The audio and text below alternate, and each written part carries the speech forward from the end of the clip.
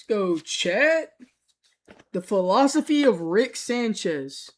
I used to watch a little bit of Rick and Morty back in the day, but I really don't know a lot of it. Versus yours. Rick Sanchez is the smartest man in the universe. He can see the chemistry behind every feeling, and the conclusion he keeps coming to is that none of it means anything. So why bother caring about any of it? The problem is, this is also a man in constant, obvious pain. And see, honestly, isn't he in pain because I think like his wife got killed by another Rick? Like the whole show's like weird. It's like when they go out into like outer space, why is there not other people? Why is it either like creatures or other Ricks or Mortys? Like you rarely see like other characters. People who genuinely believe nothing matters don't usually hurt this much. So this is a video about Rick's philosophy and whether it really is his at all. The Rick everyone knows gave up on caring a long time ago, and there's a reason for that. We see his backstory in the Season 5 finale, Rick Mirai Jack, where our Rick C-137, started out as a pretty ordinary scientist with a wife named Diane and a baby daughter, and when another Rick from a parallel universe showed up and offered him basically godhood, he turned it down flat. You think it's cool being the smartest man on Earth, but once we give you this technology, you become the smartest thing in every conceivable universe. The infinite Rick. A god. Pass. That tells us exactly who Rick was before everything went wrong. At some point, he genuinely, openly loved his family and chose connection and love over power, and the universe made him regret it. The Rick who took that deal, Rick Prime, took it as a personal insult that C-137 acted like choosing his family made him better than Ricks who chose power. So he opens a portal and yeets a bomb into Rick C-137's garage that claims the life of Diane and their little girl. And we find out much later in Unmort Rickon that Rick Prime didn't just remove Diane in that one reality, he actually used a weapon that wiped Diane out of every dimension at once. So there's literally nowhere left in all of infinity where she's still alive. If you're seeing this, you're me, except, less. But you acted like you were better, so I killed your beloved Diane. Which matters, because Rick's cosmic nihilism makes him believe that he can replace anything. Lose a planet, hop to the next one. Lose a person, find them in another timeline. But Diane is the only thing he can never, ever replace. And that's where his whole philosophy comes apart. She's gone, everywhere, permanently, and his intelligence can't do a thing to change that.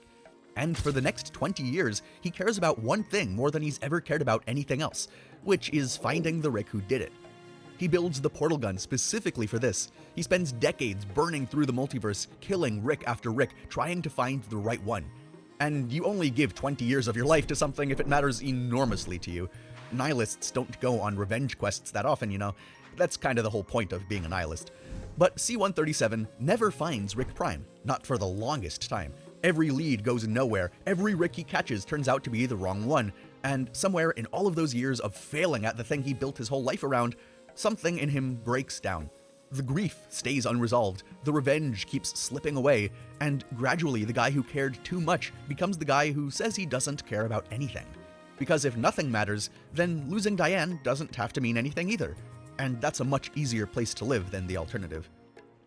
The nihilism Rick sells is pretty well rehearsed at this point. He's got a line for basically everything. Nothing is special, because in an infinite multiverse there are infinite versions of everything, so no particular version of anything is really worth getting attached to. Feelings aren't real, or at least not as real as they feel, because underneath love or grief or loyalty, there's just chemistry doing whatever job your body assigns to it. And caring is a liability, because the thing you care about most is exactly the thing that can be used to hurt you. And Rick understands that move better than most, given what happened in that garage. Put those together, and you get something that sounds like a complete worldview. A man who looked at how everything actually works, didn't flinch, and kind of made his peace with it. Most people around him take it at face value, and honestly, so do a lot of people watching the show. The problem is that the guy holding this philosophy is actually in constant, obvious pain. Morty, do you know what wubba lubba dub dub means? In my people's tongue, it means, I am in great pain. Please help me. Morty brushes it off and says that Rick's just being ironic, which is exactly what a lot of us did too. But Bird Person knew that Rick was actually in great pain and doing a terrible job of hiding it.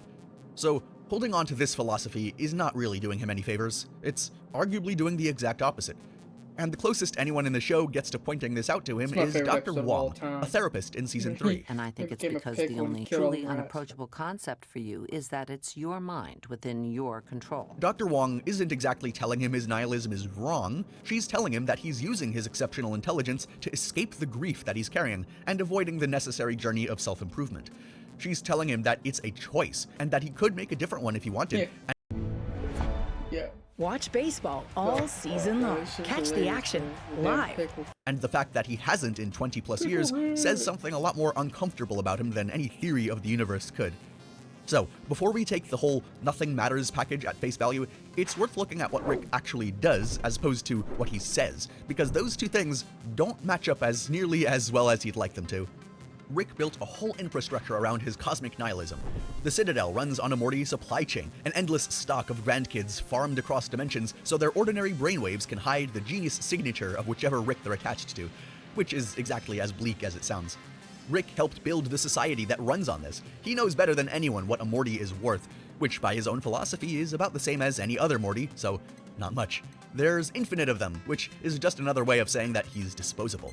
But as we've seen time and time again, our Morty, Morty Prime, is pretty special to Rick, even though he's technically the grandson of his cosmic nemesis.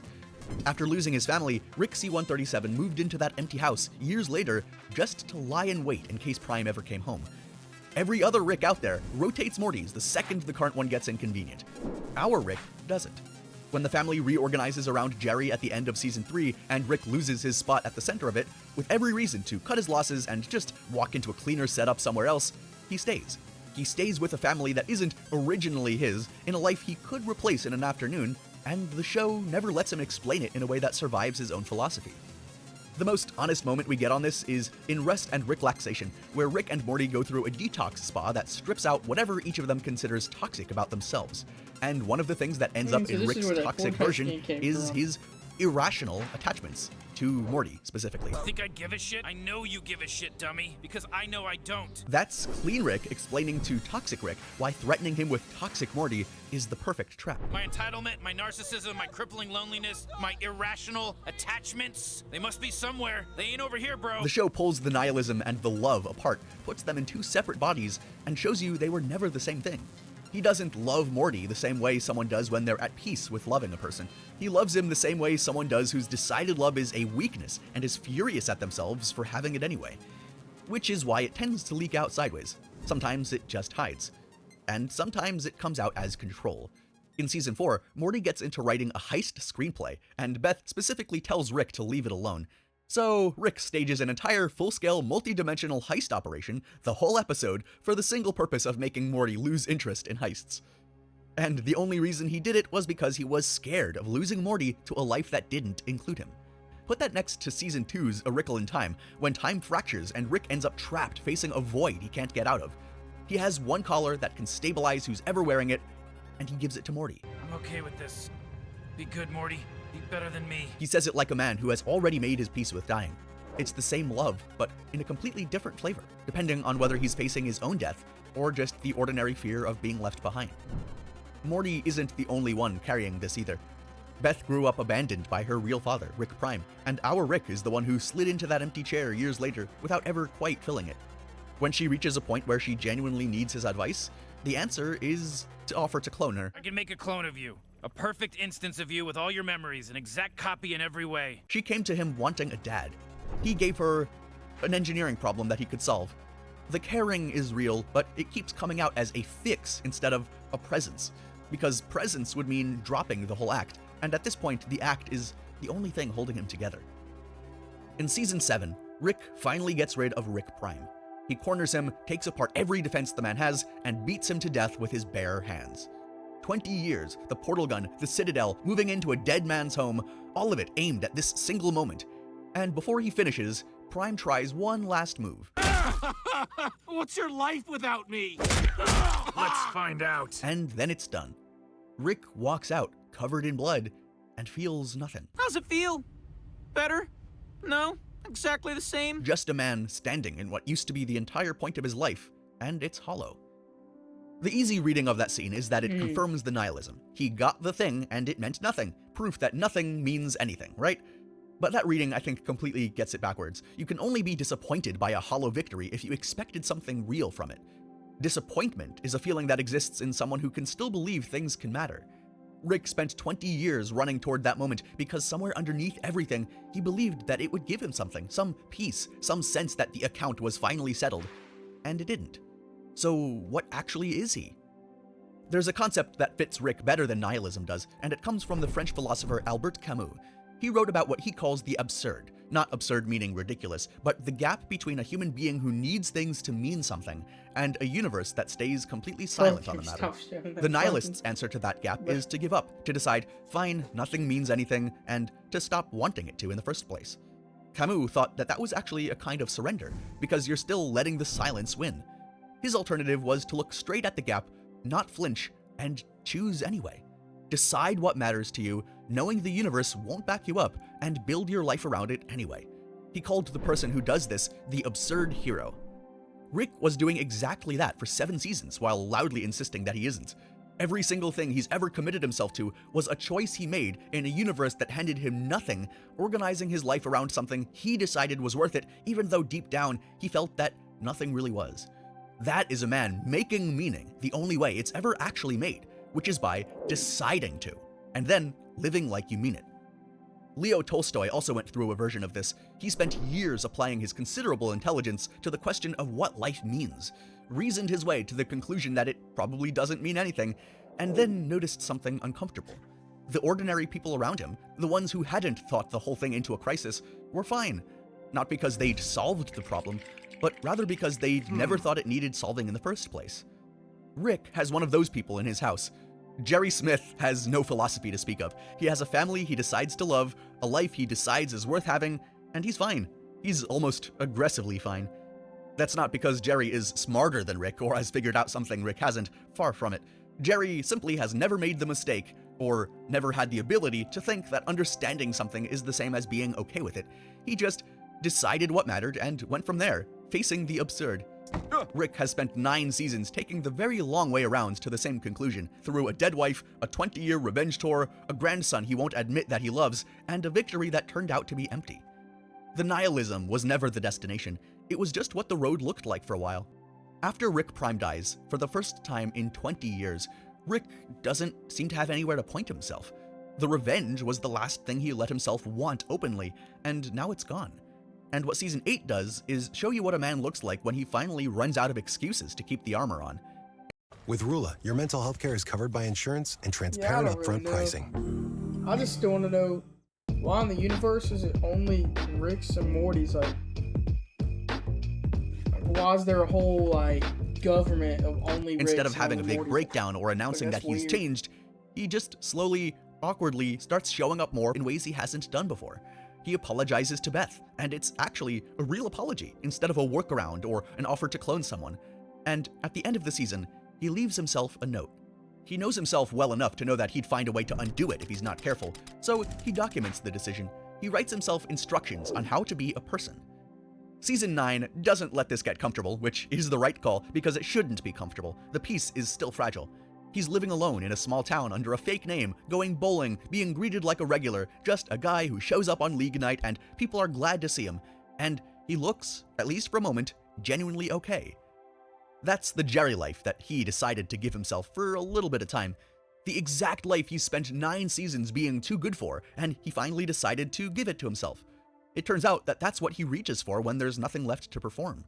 A little bit of a vacation from himself. And then there's what happens with Morty at the same time, which is maybe the most interesting thread the show is currently pulling on. After Fear No Mort, Morty starts to genuinely reckon with how much of himself he's organized around Rick, and the question the show is sitting in is what Rick does with that. Whether he engineers another heist to keep Morty close, or whether he's finally capable of letting the kid grow into his own person without making it about self-preservation. Because that choice, right there, is the whole arc distilled. A man who believed nothing mattered would have no problem letting Morty go. There'd be nothing at stake. But if Rick is starting to let go anyway because he actually cares enough to want Morty to be okay and to grow as his own person, that's not nihilism. That's the most basic and difficult version of love there is. The nihilism Rick performed for 9 seasons wasn't wisdom. It wasn't even really a philosophy. It was what's left of a person after they've decided that caring about things is too dangerous and painful, dressed up in the vocabulary of a man who's thought too hard about the universe. And the reason it's so convincing, both to the people around Rick and to the people watching him, is that it sounds like clarity. It sounds like someone who's looked at how everything actually works and had the guts to say it out loud. But Rick keeps giving himself away. He couldn't let go of Rick Prime. He couldn't replace Morty. The photo in the wallet, the "hey" he finally sends after a whole season of not sending it. None of that is the behavior of a man who believes nothing matters. All of it is the behavior of a man who put on a costume, and it's for a man for whom things really do matter enormously, but who's spent decades pretending otherwise. And I think Camus was right about this. The universe is not going to give you a pat on the back to tell you that the things you love are worth loving. But people build lives anyway by deciding, without permission, that something is worth it, and putting all of their eggs in that basket, as dangerous as that is. The takeaway isn't that nihilism is wrong exactly. Sometimes it can be necessary to avoid such pain. It's that if you're actually living it, it looks like Jerry, content at dinner, not particularly troubled by the void. If it looks like Rick, if it looks like pain and drinking and a catchphrase that really means "please help me," then it's probably not a philosophy. The braver move that Rick is only now learning isn't opting out of caring about things, but actually deciding what matters, knowing the universe will not back you up, but still going for it anyway. The thing nobody really talks about with Rick is what is actually powering all of this. The nihilism, the armor, the inability to just let himself be okay, it all runs on one engine, which is a brain that can't stop. He sees the mechanism behind every feeling, the code under every connection, and he can't switch it off. And at some point, the analysis just consumes everything. There was a recent episode of Rick and Morty where his head, or his mind, and his body, or his heart, decide to separate ways for a little bit after an unfortunate accident, and they don't want to come back together, because a lot of the time the heart and the brain don't get along too well together, but in one body, they kind of have to.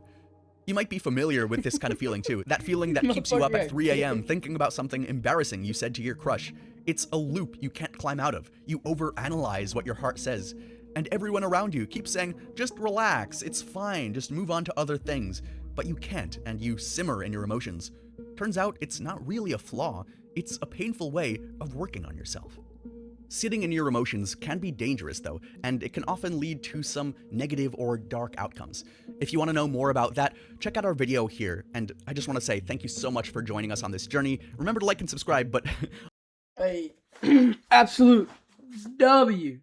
But, yeah, chat, I'm gonna end it there.